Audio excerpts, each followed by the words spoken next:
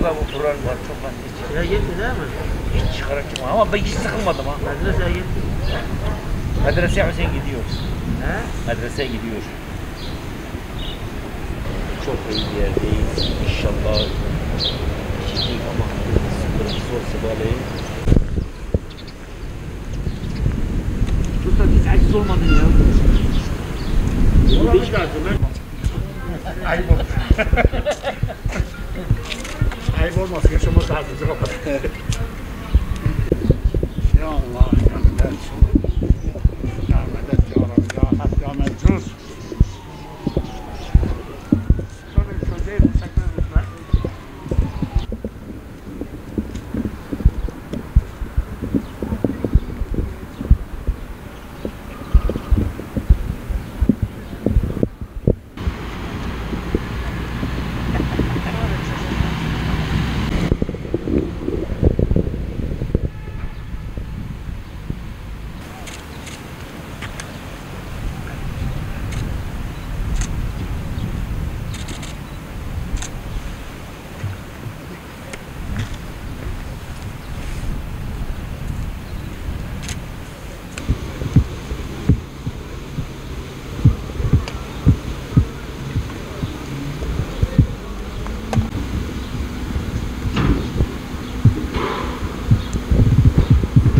İşler. Güle güle amca. Daha 5000 adım attık şimdi. Biz daha gezerekten 5000 adım attık. Süre bitene kadar da gezeceğiz. Süre bitene kadar da inşallah gezecek. Bir daha bu fırsatı nerede bulacak? Çarşızın bu çarşızın. Çarşızın dayı. Bu arkadaşın evi Antep evi hava almıyor.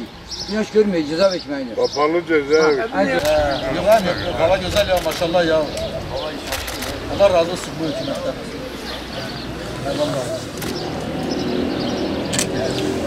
Hava da güneşli maşallah hem görüyorsunuz işte. Hava güzel hem vallahi. Allah razı olsun. Ya sen çıkmıyor. Biz ekmeğe gelirken Ben oğlum ne edeceğim? Ben çıkıp da ne edeceğim? Adamlar var ya şuradan gelip polis bize ceza yazıyor. Eğitimcini var ya hiç çıkma bak ondan iyi.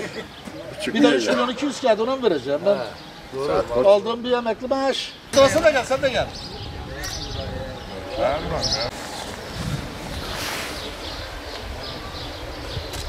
Hikaye yakın oluyor. Epey bir evin içerisinde işte kendi kendimize hareket ettik. Çeşitli etkinlik yapıyoruz, fiziki, kültür hareketleri.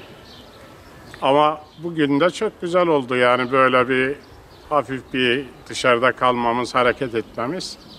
Daha doğrusu adale ve kas şeylerimizin gelişmesi veya hareketsizlikten aktife geçmesi için çok güzel oldu. Tabii ki tedbirli olunması gerekiyor yine arkadaşlarımızın veya vatandaşlarımızın bunu hafife almaması, gereken tedbiri alarak bu serbestliği geri evine dönerek sağlaması lazım. Normalde tabii ki Ramazan ayını ibadethanemiz camilerde geçiriyorduk. Dolu dolu geçiriyorduk. Nasıl? Tabii teravihimiz vardı, mukabelemiz vardı, sohbetler vardı camilerde.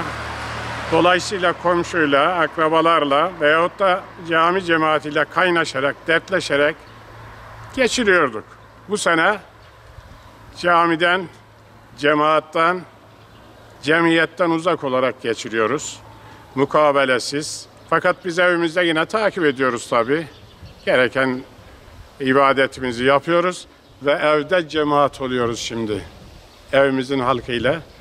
Onunla beraber gününü değerlendirmek, orucumuzu değerlendirmek istiyoruz. Böyle geçiyor. Vallahi orta evlerde bunaldık. Hapishaneye düşmüş gibi. Hiç eklemlerimiz ağrıyor, nefes alamayık.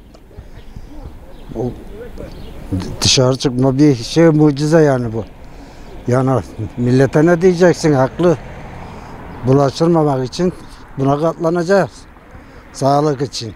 Baharı yaşadık abi. Ne güzel. Bahar bile yaşayamadık bu sene. Tabii şimdi biraz daha dolaşacağız 1 saat 2 saat. Vallahi ben bir dakikada sıkılmadım. Allah'ın izniyle ibadetim yaptım, oturdum, balkonum geniştir çok şükür. Müftinin orada cami var, o caminin karşısında 2. kattayım. Salavat çekiyorum. 500 tane Fatiha okuyorum, kulvalla okuyorum, biliyor musun? Meyitlere, bütün insanlara, Peygamber Efendimiz'e teslim ediyorum. Allah binlerce şükür, Müslümanız. Hiçbir sıkıntı yok. Allah'ın izniyle bir inancımız var. Eğer ölüm gelmişse bir şey sebep oluyor.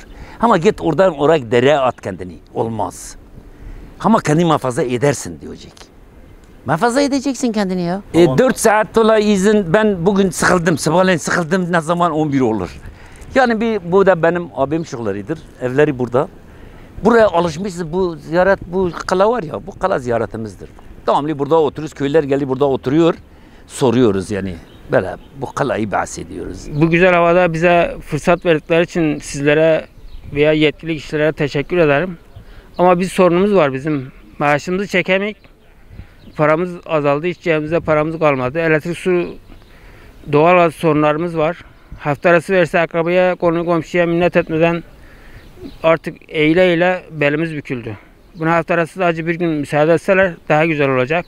Yani 1-2 saat verseler hiç maaşımızı çekerik. Elektrik, su paralarımızı veya diğer sorunlarımızı hallederiz. 55 gün oldu herhalde. 55 gün oldu. Eşiniz de çıkamıyordu, siz de Tabii. 55 gündür evdeydik. İlk defa çıkıyoruz. Ne yapalım? İyi olur inşallah. Bu tadını çıkarak biraz. 3-4 saat bir izinimiz var. İnşallah değerlendiririk. Vallahi sıkılmasak desek ayıp. Yanlışlık var. Muhakkak ki sıkılıyorsun. Az gün değil çünkü. İkinci aya giriyor ama iyidir. Yaşayıp geliyor şükür. Muhtaçlık yok. Ekmeğimiz bütün. Geliyor, iyi geçiyor, oturuyor. Çocuklar getiriyorlar sağ olsunlar. İyi demem. Allah'ıma şükür.